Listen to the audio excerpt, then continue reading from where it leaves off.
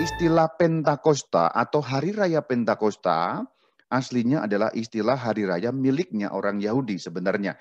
Sebelum diadopsi istilah itu oleh orang Kristen atau pengikut Kristus, itu sudah lebih dulu dipakai oleh orang Yahudi. Sehingga kalau kita membaca Kisah Rasul 2 ayat 1, ketika tiba hari Pentakosta, ini artinya adalah Pentakosta Yahudi. Nah, dalam perkembangan selanjutnya nanti, orang-orang Kristen awal kemudian merayakan Hari Raya Pentakosta dalam makna yang baru karena pengalaman bahwa pada hari Pentakosta Yahudi itulah mereka dipenuhi oleh Roh Kudus. Jadi untuk mengenang. Maka hari raya turunnya Roh Kudus juga disebut Hari Raya Pentakosta. Apa sebenarnya arti dari Pentakosta?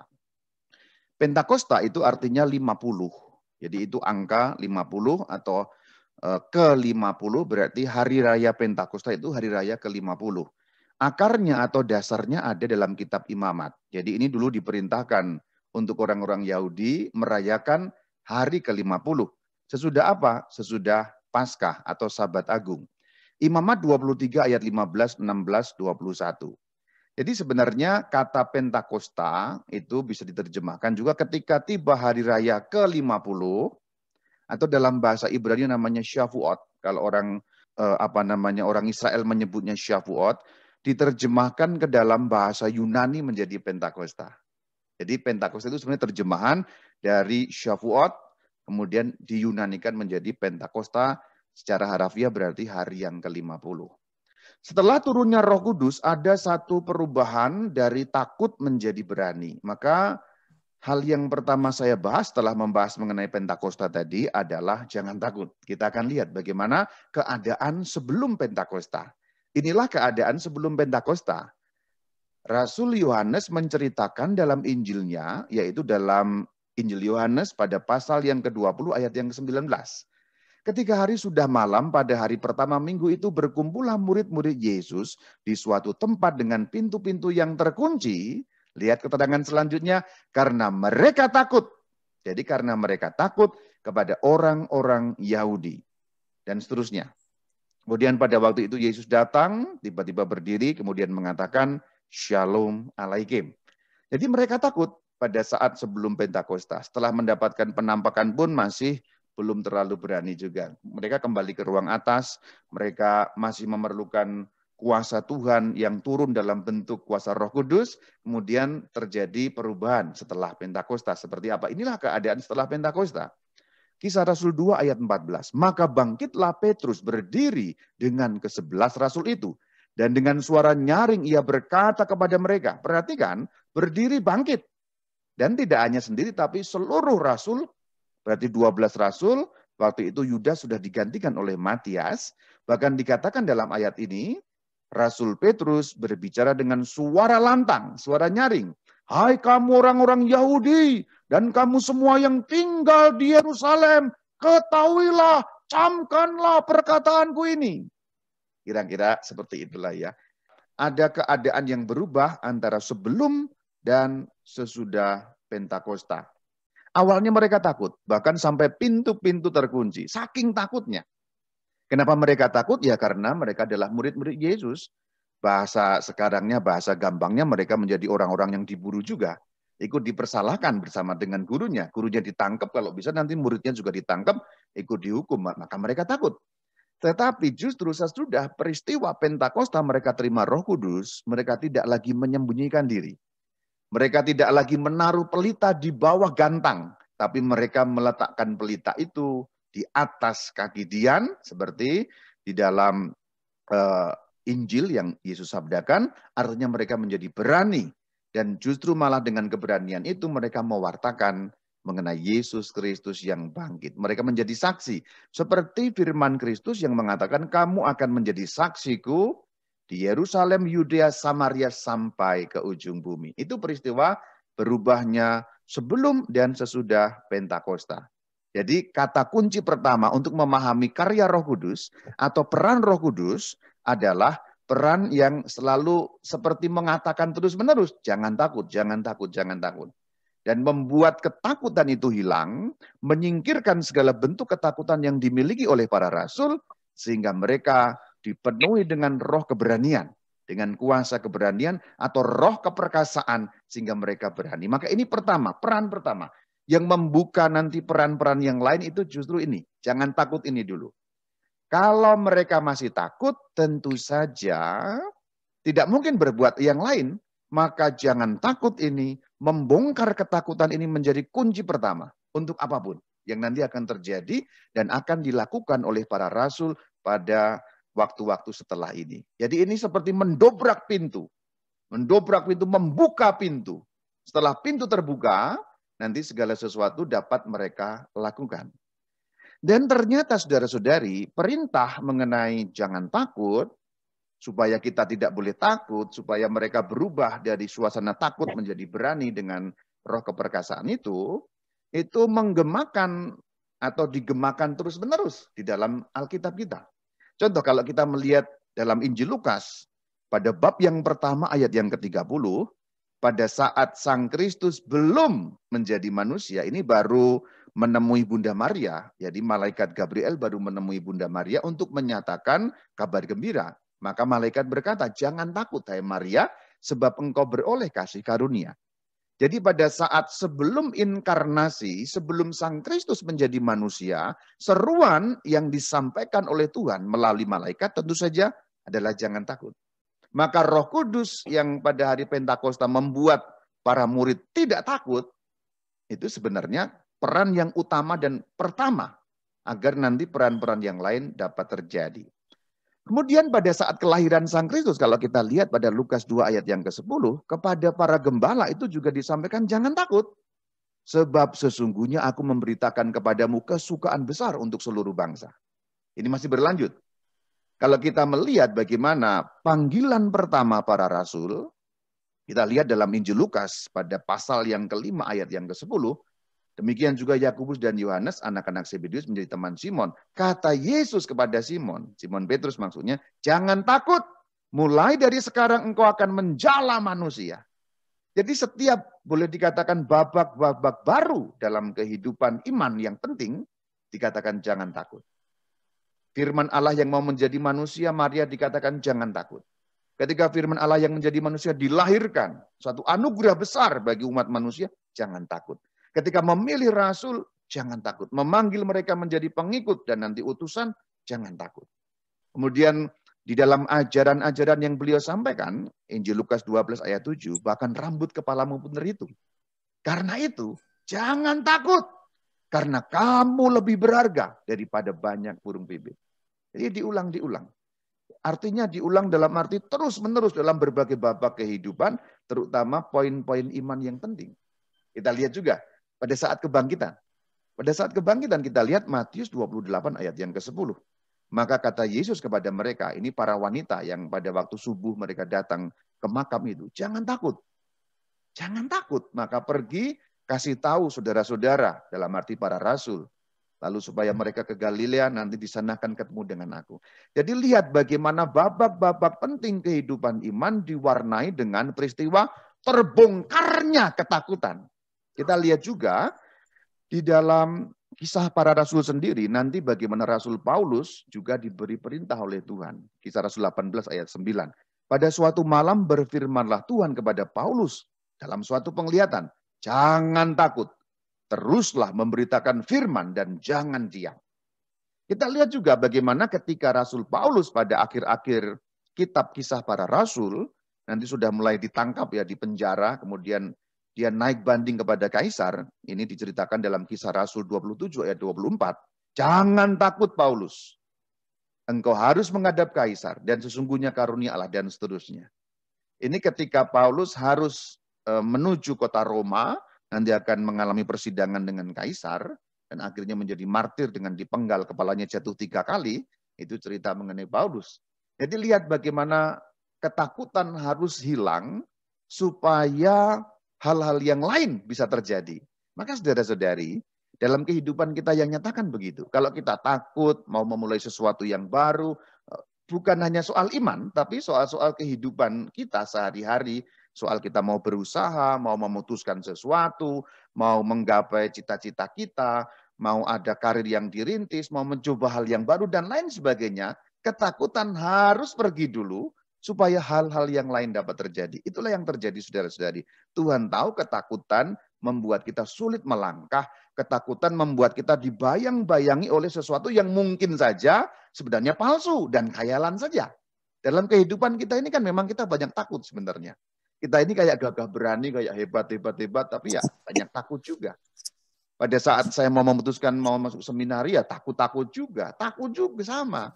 Setelah menempuh pendidikan seminari takut juga nanti lulus apa enggak dan seterusnya. Pada bagian-bagian akhir ketika harus memutuskan nanti ditahbiskan atau tidak, aduh ditahbiskan apa enggak ya takut juga sama.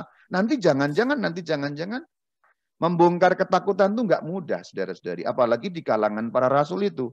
Bagaimana mereka sudah sangat ketakutan. Perhatikan bagaimana pada saat malam Yesus ditangkap, baginda kita ditangkap, para rasulnya kabur semuanya. Mereka ketakutan setengah mati. Petrus hanya berhadapan bertemu dengan wanita, dia ketakutan setengah mati. Ya dikatakan kamu kan juga bukan sampai 3 kali itu. Ketakutan luar biasa. Karena ya mereka menjadi orang-orang yang subversif pada waktu itu, katakanlah seperti itu. Maka itu peran pertama.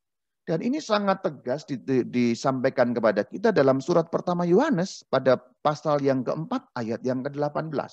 Di dalam kasih tidak ada ketakutan. Jadi ketika kita mengasihi Tuhan dengan sungguh-sungguh, maka tidak ada ketakutan. Kalau seorang ibu takut terhadap sesuatu, dia harus melindungi bayinya, dia tidak akan menjadi takut lagi demi kasihnya terhadap bayinya. Ambil contoh misalnya suatu peristiwa kebakaran, katakanlah begitu. Kemudian bayi itu di dalam rumah mamanya di luar kebakaran. Mama akan menerobos api yang dia takuti itu karena ada kasih di dalamnya. Sehingga di dalam kasih tidak ada ketakutan. Karena kasih kepada si bayi, ketakutan hilang. Maka dikatakan kasih yang sempurna melenyapkan ketakutan. Sebab ketakutan mengandung hukuman. Dan barang siapa takut, ia tidak sempurna di dalam kasih. Bagaimana supaya tidak takut? Mohon kekuatan supaya roh keperkasaan mendampingi kita, saudara-saudari. Dan itu juga yang dimohon oleh para rasul, sesuai dengan perintah Sang Kristus, mereka berdoa novena itu. Maka ketika ketakutan hilang, Rasul Petrus berhomili dengan luar biasa, ceritanya berakhir bagus sekali di babak ini, pada bab yang kedua ayat 38. Bertobatlah, hendaklah kamu memberi dirimu dibaptis, dalam nama Yesus Kristus untuk menerima pengampunan dosamu. Kamu akan menerima karunia Roh Kudus. Kemudian dikatakan pada ayat 41, mereka dibaptis. Berapa jumlahnya? 3.000. Inilah hebatnya Rasul Petrus. Berhomili 1 kali, 3.000 orang menjadi pengikut Kristus. Kalau pastor yang berhomili, 2.000 orang ngantuk semuanya. Itu yang pertama, mengenai peran Roh Kudus yang menghilangkan ketakutan. Menjebol pintu itu sehingga dapat kemudian berkarya menjadi saksi Kristus. Yang kedua, karunia berbahasa. Kita lihat pada Kisah Rasul 2 ayat 4. Maka penuhlah mereka dengan Roh Kudus, lalu mereka mulai berkata-kata dalam bahasa-bahasa lain. Seperti yang diberikan oleh Roh itu kepada mereka untuk mengatakannya. Jadi rupanya pada waktu itu, Roh Kudus memberikan karunia berbahasa, sehingga setiap rasul itu bisa berkata-kata dalam bahasa lain. Bukan hanya bahasa Aram yang waktu itu mereka kuasai dan juga mereka ucapkan setiap hari, atau bahasa Yunani yang sedikit-sedikit mereka juga ketahui, atau Latin yang sedikit-sedikit juga mereka ketahui. Kemudian dikatakan, berkerumunlah orang banyak itu, ayat 6. Mereka bingung karena mereka masing-masing, dikatakan masing-masing, mendengar rasul-rasul itu berkata-kata dalam bahasa mereka sendiri. Jadi rupanya mereka mendengar para rasul bicara dalam bahasa mereka sendiri. Bahasa apa? Itu disampaikan pada ayat yang ke-9. Kita orang Parsia, berarti ada bahasa Parsia, Media, Elam, Mesopotamia, Irak sekarang, Yudea dan Kapadokia, Pontus dan Asia, Frigia dan Pamfilia, Mesir, bahasa Koptik, Libya yang berdekatan dengan Kirene, Roma, baik orang Yahudi maupun penganut agama, orang Kreta, Pulau Krit, ya, Kreta, dan orang Arab. Jadi rupanya pada saat hari Pentakosta, para rasul berbicara dalam berbagai bahasa yang disebutkan di dalam ayat 9, 10, dan 11 ini. Termasuk bahasa Arab berarti. Lihat ayat 11. Di dalam ayat 11 kita lihat bahwa ada orang Arab. Berarti para rasul juga mengucapkan bahasa yang didengar oleh orang Arab sebagai bahasa Arab. Ini karunia berbahasa. Sehingga rusaknya bahasa yang diceritakan pada saat kejadian dengan cerita Menara Babel itu, bahasanya berbeda lalu mereka terserak, tapi ini bahasa berbeda lalu berkumpul. Nah ini sebenarnya. Ini bagus sekali kalau kita kemudian memandang ke perjanjian lama, Menara Babel dibangun, kemudian bahasanya berbeda, terserak ke seluruh dunia. Tapi Pentakosta mengembalikan yang terserak itu menjadi satu, meskipun berasal dari berbagai bangsa dan bahasa yang berbeda. Jadi ini karunia berbahasa. Itu persis seperti yang sudah dinubuatkan oleh Sang Kristus atau disampaikan dalam pengajaran beliau pada Markus 16 ayat 17. Tanda-tanda ini akan menyertai orang-orang yang percaya. Mereka akan mengusir setan-setan demi namaku. Kalimat terakhir, mereka akan berbicara dalam bahasa-bahasa yang baru bagi mereka. Dan sesungguhnya ini tidak hanya terjadi di sini saja. Nanti pada saat para rasul pergi ke berbagai penjuru dunia, mereka akan berbicara dalam bahasa-bahasa yang baru sama sekali. Contoh, Rasul Petrus pasti tahu bahasa Latin tapi pasti tidak menguasai dengan sangat baik. Karena itu bahasa pemerintahan yang mungkin dia tidak pernah pakai juga. Bahasa hukum. Dia lebih banyak menggunakan bahasa Aram atau Ibrani. Tapi Rasul Petrus harus sampai ke Roma yang tidak lain tidak bukan ibu kotanya orang Romawi yang berbahasa Latin. Maka harus bicara bahasa Latin.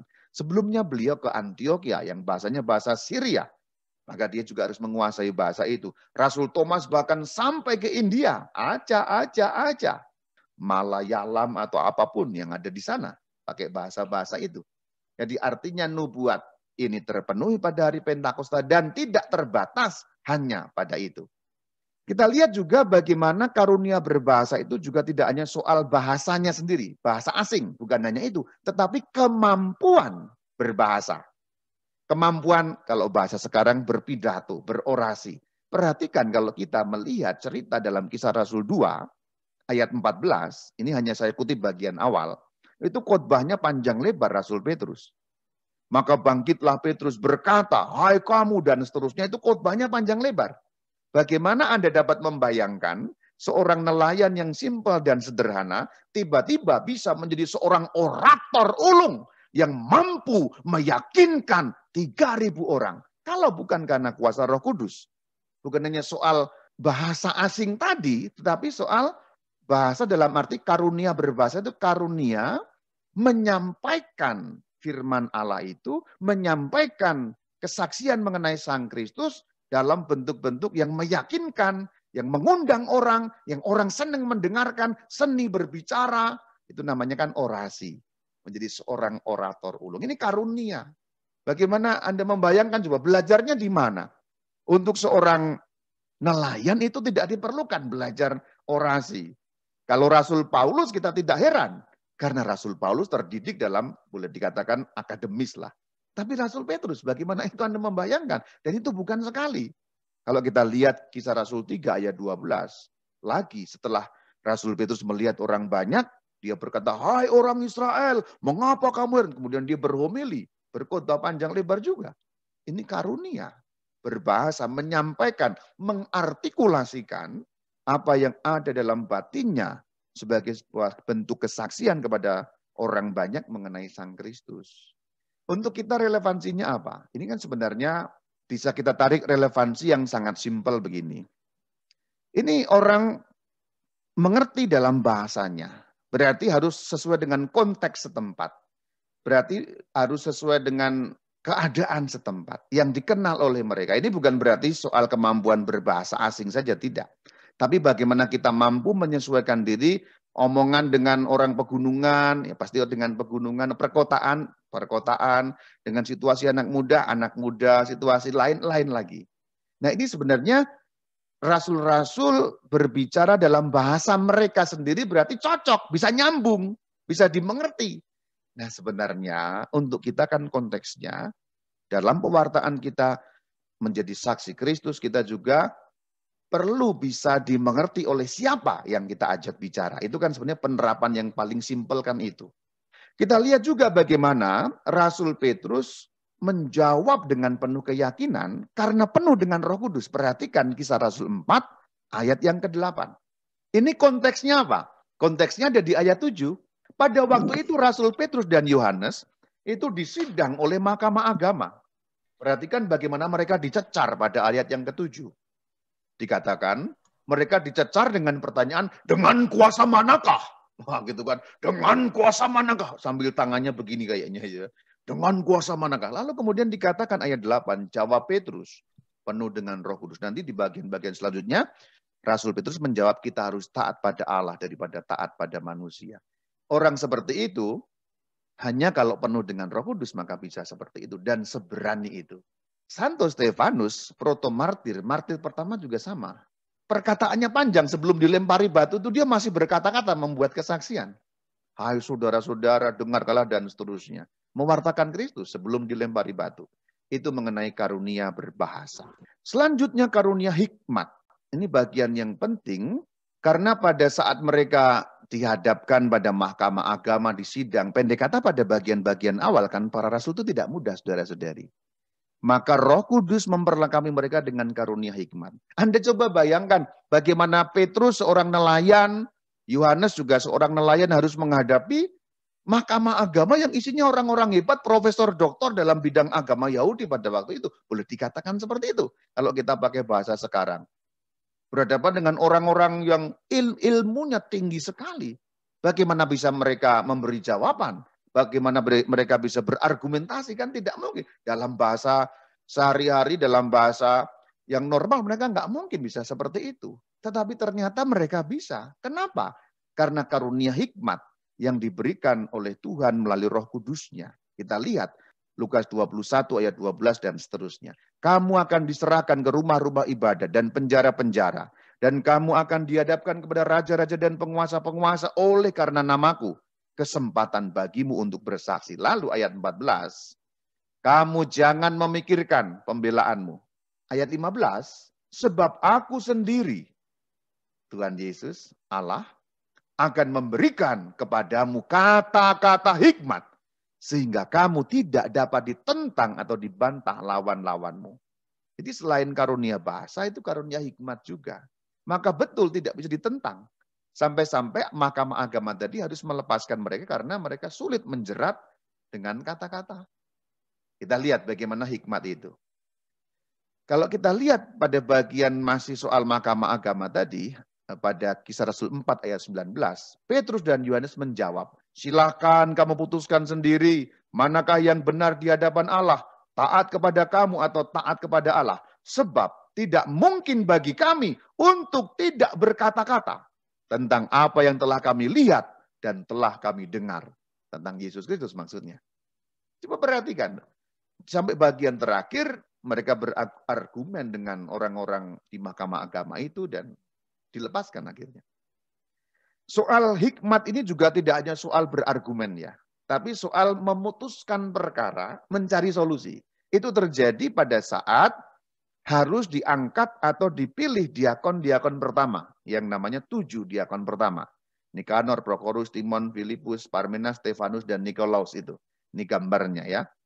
Kita lihat bagaimana latar belakangnya. Pada saat itu ada kekacauan, boleh dikatakan begitu. Sehingga orang-orang Yahudi berbahasa Yunani merasa tidak adil pembagian pelayanan kasih kepada mereka. Jadi dikatakan pada Kisah Rasul 6 ayat 1 ya. Timbullah sungut-sungut. Kenapa? Pembagian kepada janda-janda mereka diabaikan. Janda pada saat itu miskin ya kalau pada zaman kuno. Kalau sekarang ada juga janda kaya. Kalau zaman kuno selalu miskin. Karena janda tergantung pada orang lain. Sehingga dikatakan mereka bersungut-sungut, yang ngomel lah, terabaikan pelayanannya. Maka kemudian rasul-rasul mengumpulkan murid untuk berkumpul. Lalu dikatakan, karena itu saudara-saudara, pilihlah 7 orang di antara kamu terkenal baik yang penuh roh dan hikmat. Kami akan mengangkat mereka untuk tugas itu. Sebenarnya pengangkatan diakon ini murni kebijaksanaan atau hikmat para rasul sendiri. Yesus, baginda kita, tidak menyuruh mengangkat diakon. Tapi ini murni para rasul yang berinisiatif karena naungan roh hikmat Tuhan Karena situasi yang membutuhkan solusi tertentu pada saat itu. Ini diakon-diakon pertama. Pada zaman Tuhan Yesus tidak ada diakon tentu saja. Yang ada hanya rasul tentu saja seperti itu. Tapi mereka bisa menemukan solusi yang tepat atas persoalan itu. Kemudian dikatakan dipilih 7 orang yang itu sudah saya katakan. Stefanus itu yang disebut pertama pada ayat yang kelima, Filipus dan seterusnya kita bisa melihat itu. Ayat yang ke-6 kemudian mereka ditahbiskan. Jadi ini sebenarnya hanya mungkin kalau para rasul memiliki roh hikmat, karunia hikmat dari Roh Kudus. Sehingga ketika ada persoalan, mereka bisa dengan tepat, kemudian tidak ada yang dirugikan, dan sungguh-sungguh persis pada pokok persoalannya mereka menemukan solusi untuk itu. Ini roh hikmat. Dan ini bagian yang sangat penting untuk hidup kita. Kita ini jarang sekali memohon roh hikmat rupanya. Umumnya orang hanya memohon langsung pada ujung dan tujuannya. Tapi orang jarang meminta roh hikmat kepada Tuhan kita supaya diterangi, supaya dibersihkan pikirannya sehingga clear ketika memikirkan sesuatu, memutuskan sesuatu. Kan orang hanya umumnya berdoa, ya maafkan kalau saya salah, tapi yang sering-sering saya dengar hanya begitu. Tuhan mohon supaya saya dapat pekerjaan itu. Kenapa tidak mohon? Tuhan beri saya hikmat, apakah pekerjaan itu cocok untuk saya atau tidak? Kenapa begitu? Karena yang kita inginkan belum tentu merupakan satu keputusan yang terbaik untuk kita. Yang kita inginkan belum tentu pilihan terbaik untuk kita kan. Kita ini kan ingin berbagai macam sesuatu. Kita ini ingin saja. Tapi apa yang terbaik, solusi yang paling tepat belum tentu. Maka disitulah sebenarnya dalam kehidupan sehari-hari roh hikmat itu penting sekali. Dan saya menganjurkan Anda setiap hari memohon roh hikmat. Untuk memutuskan perkara, untuk menimbang perkara. Apalagi terutama kalau perkara-perkara besar. Jadi mintalah hikmatnya, jangan minta ujungnya gitu loh. Tuhan buatlah supaya dia bisa menjadi pacar saya gitu. Kenapa enggak minta? Tuhan saya minta apakah dia cocok untuk hidup saya sebagai pendamping saya. Beri saya hikmat. Alternatif lain untuk kita berdoa, saudara-saudari. Kenapa? Karena dalam kehidupan sehari-hari kita tidak selalu Tuhan memberikan petunjuk yang jelas. Contohnya tadi ini, dalam Alkitab sekalipun ada contohnya. Pada saat ada sungut-sungut di antara jemaat, tidak ada firman atau tidak ada petunjuk dari Roh Kudus, para murid harus apa? Ini dari hikmat mereka. Tentu diterangi oleh Roh Kudus pasti betul. Tapi ini bagaimana kebijaksanaan para rasul memecahkan perkara ini. Dalam kisah para rasul, kadang Roh Kudus bekerja dengan kuat, eksplisit, kamu ke sana, kamu ke sini. Kadang-kadang tidak. Dan seperti itulah dalam hidup kita. Kadang-kadang suatu tanda dari Tuhan begitu jelas, kadang-kadang tidak jelas, bahkan samar. Maka perlu roh hikmat dalam kehidupan kita. Jadi jangan dikira peran Roh Kudus itu selalu jelas terus dalam kisah para rasul, tidak loh. Tapi nanti juga ada yang jelas sekali. Contohnya yang jelas sekali adalah bagian ini. Ini sangat jelas. Kita lihat bagaimana cerita mengenai Filipus. Filipus yang diceritakan dalam kisah Rasul 8 ayat 27 dan seterusnya. Ini Filipus yang diakon ya, ini bukan Filipus Rasul. Tapi Filipus yang tadinya diceritakan dalam bab 6 ayat 5 tadi itu. Salah seorang dari diakon yang terpilih. Kemudian sekarang diceritakan dalam kisah Rasul 8 ayat 27. Berangkatlah Filipus. Ada seorang Ethiopia, seorang sida-sida, pegawai, pembesar dan kepala perbendaharaan Sri Kandake, Ratu Negeri Ethiopia.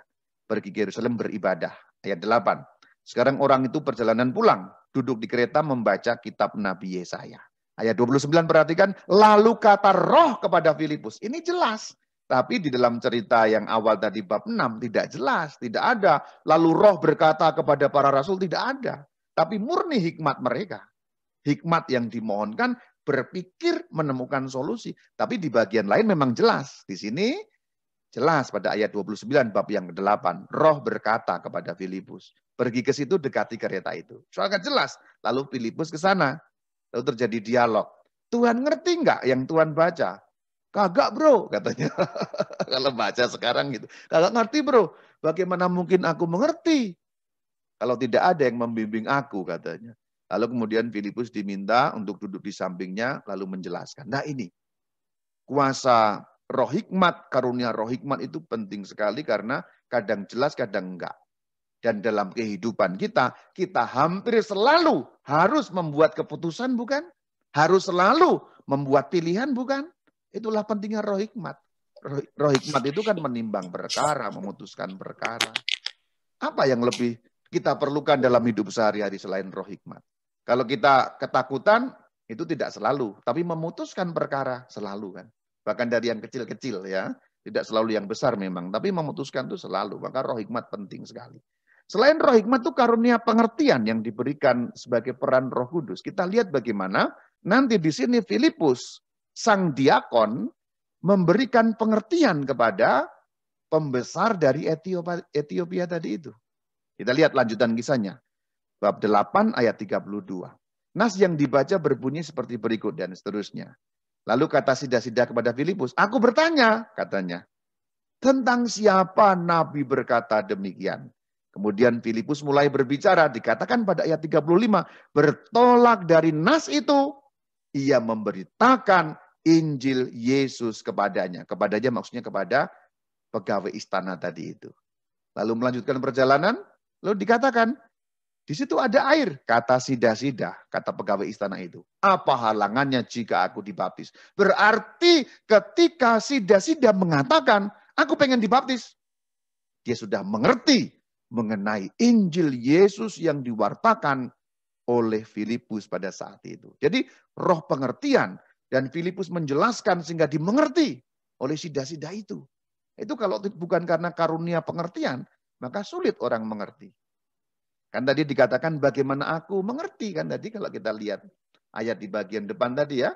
Ayat di 31 bagaimana aku dapat mengerti.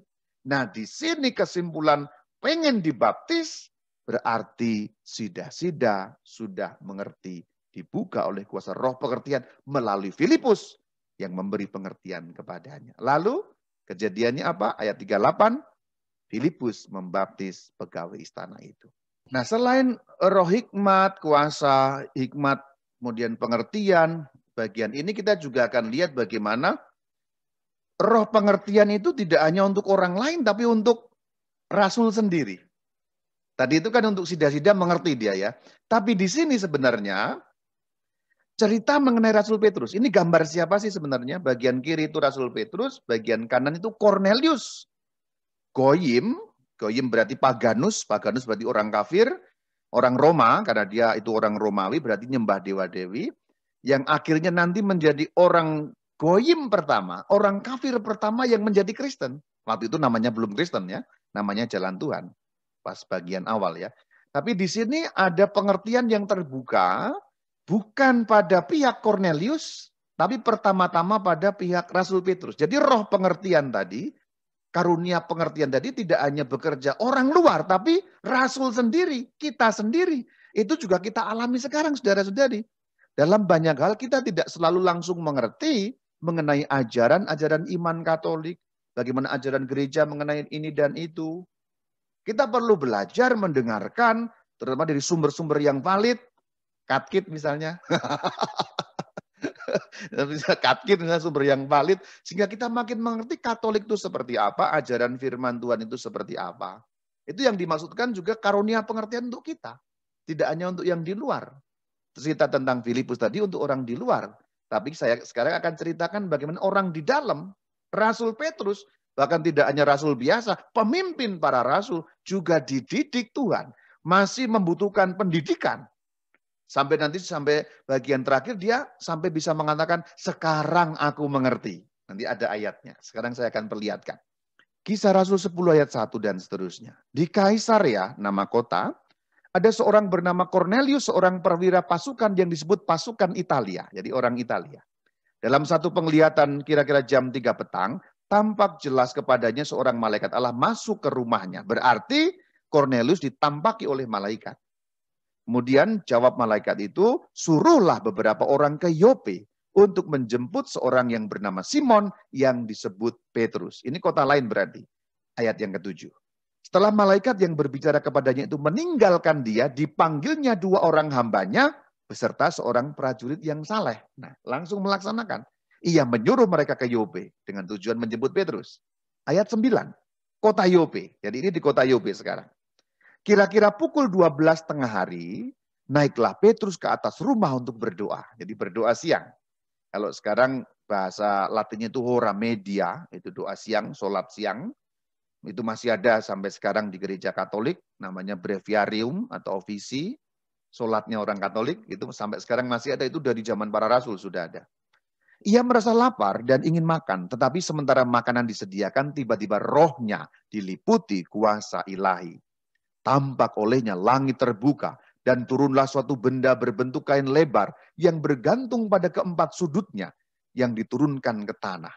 Di dalamnya terdapat pelbagai jenis binatang berkaki empat, binatang menjalar dan burung. Ini penglihatan. Kedengaranlah olehnya suatu suara yang berkata, bangunlah ya Petrus, sembelilah dan makanlah. Tetapi Petrus menjawab, tidak Tuhan, tidak, sebab aku belum pernah makan sesuatu yang haram dan tidak tahir. Berarti di antara segala binatang tadi ada jenis-jenis binatang tertentu yang dianggap haram oleh orang Yahudi. Kita harus ingat ini konteksnya. Rasul Petrus pada saat itu ya masih menjadi bagian atau merasa diri sebagai bagian dari agama Yahudi. Tentu dia merasa Yahudi melarang makanan haram, dia tidak makan, kan begitu. Pada saat ini muncul konteksnya adalah orang-orang pengikut Kristus belum memisahkan diri secara total dengan orang-orang Yahudi. Itu konteksnya. Karena mereka semuanya Yahudi, masih merasa diri sebagai orang Yahudi, dan memang betul-betul semuanya Yahudi. Belum ada orang non-Yahudi yang menjadi penganut ajaran Yesus Kristus. 3.000 orang yang dibaptis pada hari Pentakosta tadi, semuanya Yahudi. Atau sekurang-kurangnya orang bangsa lain yang beragama Yahudi. Tapi berarti mereka harus disunat dan melaksanakan hukum Musa termasuk tidak boleh makan haram. Itu konteksnya. Nah sekarang kita lihat ayat selanjutnya. Kedengaran pula untuk kedua kalinya suara berkata, apa yang dinyatakan halal oleh Allah tidak boleh engkau nyatakan haram. Terjadi 3 kali, setelah itu terangkat benda itu. Kemudian apa yang terjadi? Ayat 17 pada bab yang ke-10 ini menceritakan Petrus bertanya-tanya dalam hatinya. Dia belum langsung mengerti. Apa tadi itu? Apa maksudnya? 3 kali diulang. Sampai dikatakan, apa yang dinyatakan halal, tidak boleh engkau nyatakan haram. Diangkat ke langit. Apa itu? Petrus bertanya-tanya. Berarti bagian itu, dia belum mendapatkan jawaban. Apa maksud ini semua? Justru nanti jawaban mengenai itu, malah dia dapatkan ketika sudah sampai ke Kaisarea, ketemu dengan Cornelius. Lanjutannya, sementara itu telah sampai di muka pintu orang-orang yang disuruh oleh Cornelius, dan yang berusaha mengetahui di mana rumah Petrus.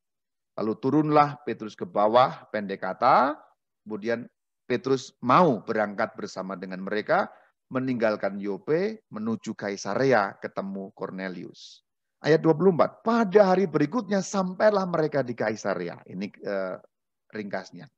Lalu dikatakan pada ayat yang ke-28, ia, di sini ia maksudnya Petrus, berkata kepada mereka, kamu tahu betapa kerasnya larangan bagi seorang Yahudi untuk bergaul dengan orang-orang bukan Yahudi atau masuk ke rumah mereka. Jadi sebenarnya Petrus menyadari masuk ke rumah Cornelius itu enggak boleh. Karena Cornelius orang Italia, makan makanan haram.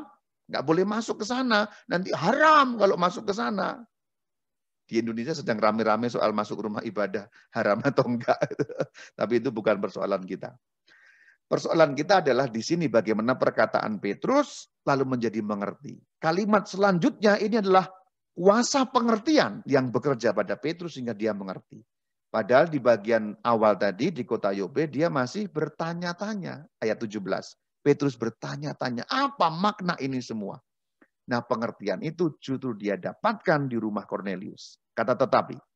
Tetapi Allah telah menunjukkan kepadaku, kepada Petrus, bahwa aku tidak boleh menyebut orang najis atau tidak tahir. Berarti lalu dia juga langsung mengerti juga apa yang dimaksudkan dengan penampakan tadi. Yang dinyatakan halal, kenapa kamu haramkan? Kenapa kamu najiskan? Maka di sini pengertiannya Petrus muncul. Bahkan ayat 34, kalimat sangat eksplisit. Petrus berbicara, sesungguhnya aku telah mengerti. Ini roh pengertian. Jadi rupanya di sini saudara-saudari, roh pengertian itu juga mendidik para rasul. Jadi yang berusaha mengerti juga. Karena ajaran Sang Kristus itu sudah didengar semua, sudah semuanya disampaikan, tetapi beberapa bagian belum langsung dimengerti. Sudah pernah dengar tapi lupa lagi, sudah pernah dengar tapi belum terlalu ngerti.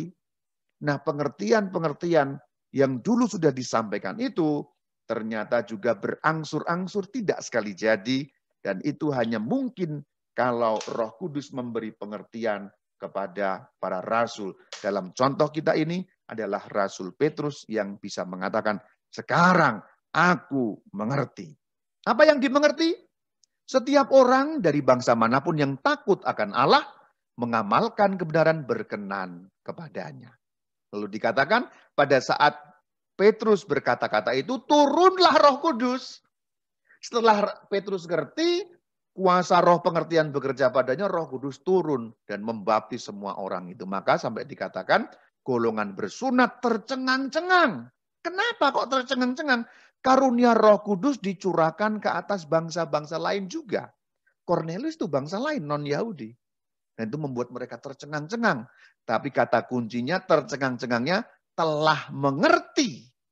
Oh begitu ternyata. Tidak ada perbedaan lagi. Maka ayat-ayat Alkitab selalu mengatakan tidak ada orang Yunani, tidak ada orang Yahudi. Tidak ada bersunat, tidak ada tak bersunat. Semuanya satu dalam Kristus. Ini mengajari kita iman tidak mengenal ras. Maka untuk kita konteks kita sekarang ini memang menyimpang dari persoalan roh pengertian, tetapi persoalan ini dapat kita kontekskan zaman kita sekarang.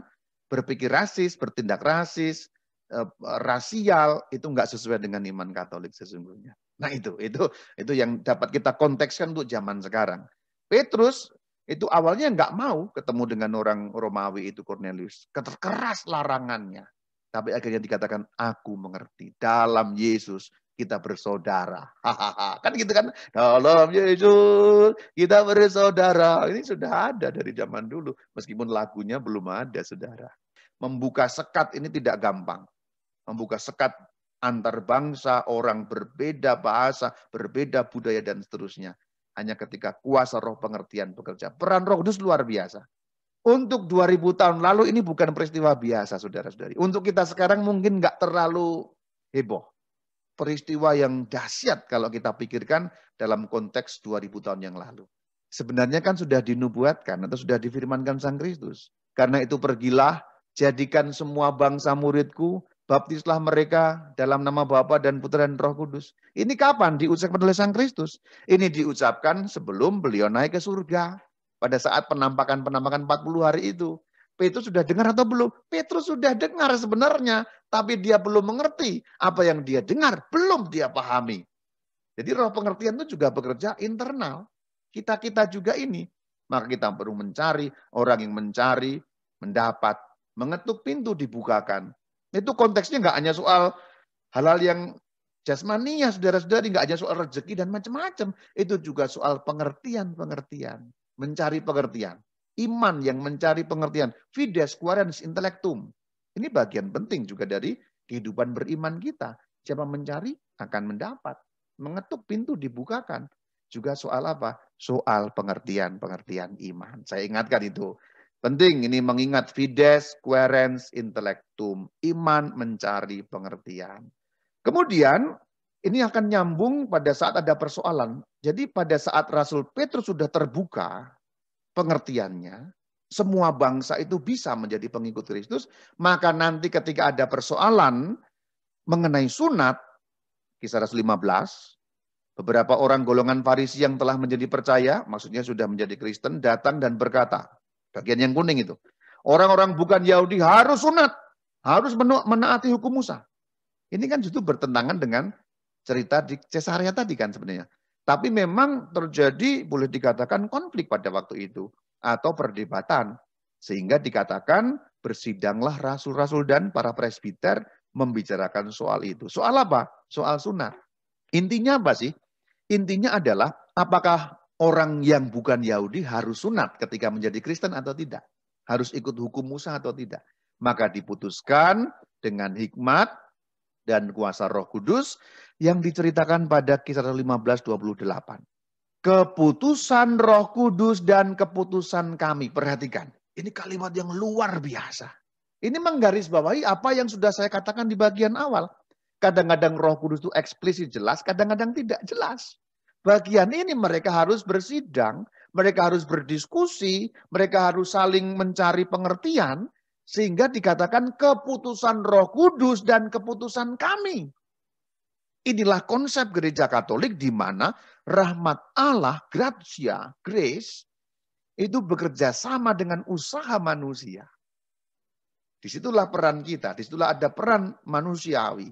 Peran Allah itu kuasa Roh Kudus, peran kita usaha kita. Jadi ini tulisan dalam Kisah Rasul 15:28 ini bukan main-main, keputusan Roh Kudus dan keputusan kami. Supaya kepada kamu jangan ditanggungkan banyak beban. Artinya tidak usah sunat, tidak usah mengikuti aturan-aturan hukum Taurat. Peran Roh Kudus juga memberikan peran mukjizat kepada para rasul. Contohnya dalam Kisah Rasul 3 ayat 6, Petrus dalam nama Yesus, orang Nazaret itu berjalanlah. Orangnya berjalan. Sampai-sampai dalam Kisah Rasul 5 ayat 15 dikatakan ini bagus sekali. Dan ini salah satu ayat yang menjadi dasar dari relikwi. Mereka membawa orang-orang sakit keluar ke jalan raya dan membaringkannya di atas balai-balai dan tilam. Supaya apabila Petrus lewat, setidak-tidaknya bayangannya mengenai salah seorang dari mereka. Maksudnya supaya apa? Supaya yang sakit sembuh. Kena bayangannya Petrus sembuh. Kena jubahnya sedikit kesembuh gitu. Itu yang dimaksudkan. Kadang di luar Katolik, sekte-sekte menghina. Itu apa? Katolik itu salah itu. Relikwi-relikwi. Barang-barang disimpan di dewa-dewa, kan bukan itu. Ini bayangannya Petrus saja bisa menyembuhkan. Memang itu bayangannya, pakaiannya. Tapi itu kan kuasanya dari Allah. Berarti kuasa Allah disalurkan juga melalui orang-orang terpilih kan. Rasul Petrus terpilih. Bayangannya itu sampai ditunggu orang. Kalau kena bayangannya sembuh gitu loh. Inilah dasar salah satunya mengenai relikwi. Itulah kenapa gereja Katolik memelihara kebiasaan menyimpan relikwi orang suci. Karena daya kesucian itu mengantarkan berkat. Nah gitu loh. Itu ada landasan alkitabiahnya. Jadi kalau ada Anda yang ditanya tentang relikwi itu apa? Ada gitu. Itu kan kuasa Allah betul. Tapi kuasa Allah bekerja melalui cara-cara tertentu yang manusiawi juga. Petrus lewat, bayangannya kena, jubah-jubahnya kena. Bahasa gampangnya ini ya, bahasa Jepang jelas dan gampangnya. Kuasa Allah, penyembuhannya, berkatnya itu nyalur lewat bayangannya Petrus, lewat bajunya Petrus, lewat sentuhannya Petrus gitu loh. Berarti kan menyimpan bajunya rasul, menyimpan bajunya orang suci, supaya menyalurkan berkat Allah, kan tidak apa-apa. Bayangan saja. Apakah orang-orang itu menyembah bayangan itu? Kan tidak. Menyembah Allah tentu saja. Nah ini sedikit menyimpang, tapi untuk memperkaya pengetahuan kita juga. Nanti juga Paulus membuat mukjizat. Dalam Kisah Rasul 14 ayat 10, kata Paulus dengan suara nyaring, berdirilah tegak. Siapa itu? Seorang yang lumpuh sejak lahir pada ayat yang 8. Dilihat karena ia beriman dan dapat disembuhkan. Karena memang selalu baginda Yesus mengatakan, sembuhlah imanmu menyelamatkan. Maka dalam ayat 9 dikatakan, Paulus menatap orang lumpuh itu dan lihat ia beriman. Kalau beriman dapat disembuhkan. Itulah beberapa mukjizat. Yang bagian terakhir ini menjelang Rasul Petrus sampai ke kota Roma pada saat itu terdampar di Pulau Malta. Jadi naik kapal kan pada saat itu terdampar di Pulau Malta. Sehingga membakar kayu untuk menghangatkan badan. Itu yang diceritakan dalam bab yang 28 ayat 3. Ketika Paulus memungut seberkas ranting-ranting dan meletakkannya di atas api, keluarlah seekor ular beludak karena panasnya api itu. Lalu menggigit tangannya, digigit ular beludak loh. Ular beludak itu ular yang sangat berbisa, kira-kira hanya 5 menit butuh waktu untuk mati. Tetapi Paulus mengibaskan ular itu dalam api. Dan ia sama sekali tidak menderita sesuatu. Orang-orang di sana mengira, bentar lagi mati nih orang, bentar lagi mati nih orang. Kira-kira begitu ya, bentar lagi mati nih orang. Tetapi mereka setelah menunggu-nunggu mereka melihat, tidak ada apa-apa yang terjadi padanya. Sehingga mereka malah berpendapat, Paulus seorang dewa. Kenapa kok berpendapat begitu? Ya orang Malta waktu itu kan nyembah dewa-dewa. Dan dalam kepercayaan Greko-Roman, dewa-dewa kadang turun. Jadi kalau orang sakti, jangan-jangan dia dewa. Itu mukjizat yang terjadi digigit ular tanpa menderita sesuatu, bahkan boleh dikatakan bengkak pun tidak. Ini beberapa peran Roh Kudus, seperti saya katakan dari awal, belum semua diungkap, tapi paling kurang memberi kita pemahaman-pemahaman yang juga nyambung dengan kehidupan kita sehari-hari. Semoga memberikan seperti inspirasi bagi kita. Shalom Alaikum.